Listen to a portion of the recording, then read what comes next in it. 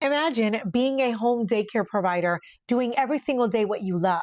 You get a new 1-year-old little girl, everything goes great. She leaves in the arms of her parents because she is asleep. And well, that baby never wakes up again. In fact, 8 days later, she dies from a brain hemorrhage. And you, in turn, are arrested.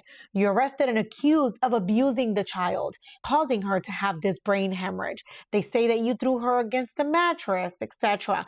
You maintain your innocence the entire time. However, you are found guilty and sentenced to 20 years.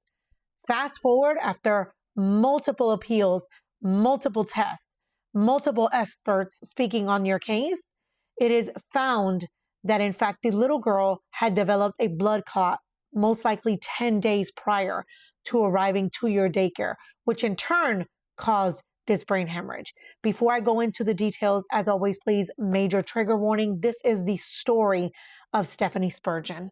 On August 21st of 2008, Stephanie welcomed 1-year-old Maria Harris to her daycare center. She had a great day. And in the afternoon, she went with her parents. She was still asleep at the time.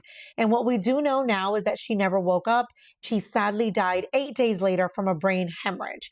She was arrested. And at the trial, they stated that the brain hemorrhage was inflicted by abuse.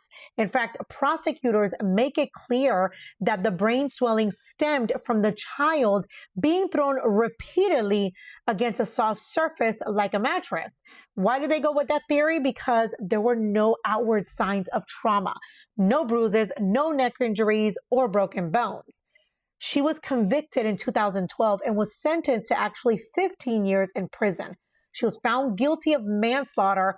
And again, the prosecutors argued that the girl's brain swelling could have only been caused by abuse.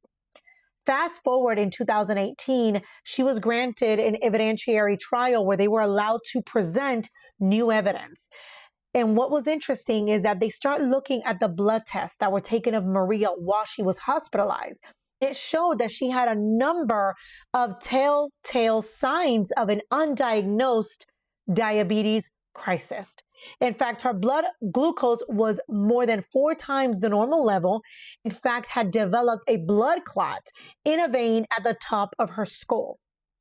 Now, a doctor that is a pathologist that specifically specializes in blood disorders proceeds to testify that clot formed about 10 days before Maria was even hospitalized.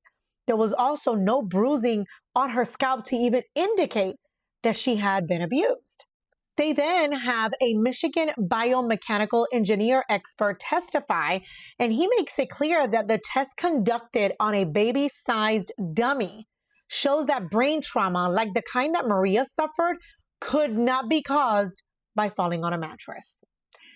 At this point, they overturned her conviction. She was released from prison in August the 3rd in 2020. From what I understand, her family has paid the bond. They've granted her a new trial. I haven't seen any updates in relation to that trial. This is just another horrible case of someone that was convicted and in fact ended up being innocent. Talk to you soon.